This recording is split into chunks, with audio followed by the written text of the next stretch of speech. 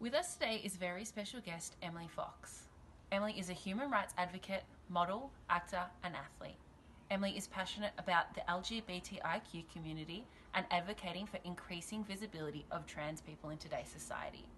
Emily is willing to talk to us today about some pressing issues that trans people face in everyday life. How has language been used to either dehumanize or foster positive relationships towards the trans community? The use of language towards the transgender community is actually at the vanguard of a lot of what transgender rights are about, as a lot of people will choose not to affirm our genders by using language that can be quite dismissive or offensive. So, for example, as a transgender woman, if a lot of people are not comfortable with transgender identity, they will refuse to use my preferred pronouns of she and her. They might choose to use he and him just based on the fact that I was assigned male and used to have to live as one. Terms like transsexual and transvestite are actually offensive terms, but that doesn't stop or prevent people from using them.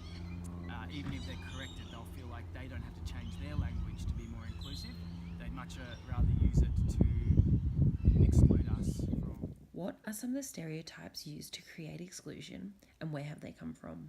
There's a lot of misinformation around trans identity.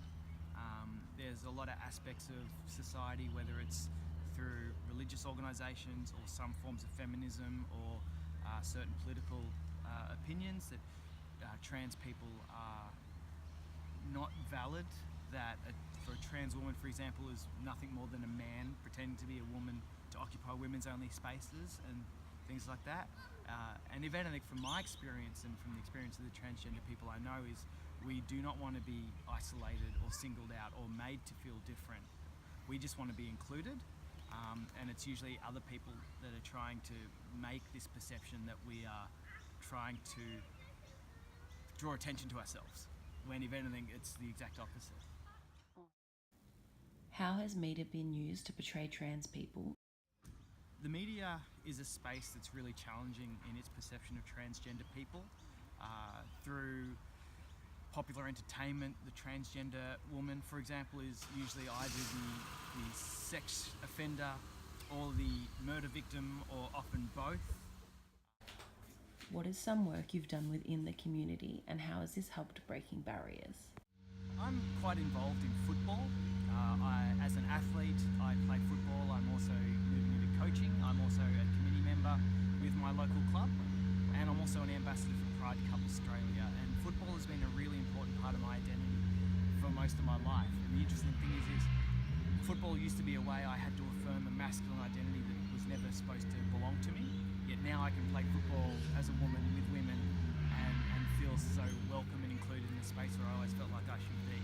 Yeah. There are still a lot of barriers to trans inclusion in sport, particularly for trans women playing women's sport, because there is that perception that we are just men pretending to be women. And I'm trying to break down those barriers by proving that I'm just like all the other women who play football. But progress in this area is moving slow. The more and more people just get to know transgender people on a personal basis, the more likely they are going to change their minds on whether or not we're going to be allowed in this space. Yeah. As a prospective teacher, what is some advice you could give me for when I have a trans student who is looking for support? As a teacher, you are going to encounter transgender students or kids with transgender parents within your community. And the most important thing is the teacher just has to listen and be respectful. No child would say that they identify as a gender different to the one they were born just for fun.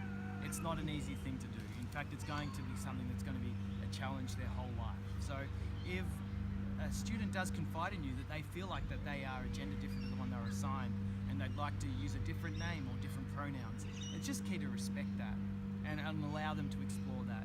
There's no reason why they're not allowed to change their mind in the future. That's fine, but at that stage when they're actually opening up to you as a position who's not just someone who's authority but someone that they trust, it's really key that you listen to them and respect what they're saying, because everyone does need to have a safe, inclusive space, and if a school can't offer that, the kids are going to not enjoy their education, and that's going to set them back for their whole life. We know that -18, for example, the recent survey showed that 1 in 2 homeless people under the age of 18 in Australia are transgender. If they're not got a safe space at home, if they don't have a safe space at school, then they will not have a safe space anywhere, and they will never be allowed to live their best life. And quite often, a teacher will be that first contact for a child who's questioning their gender. So all I can do is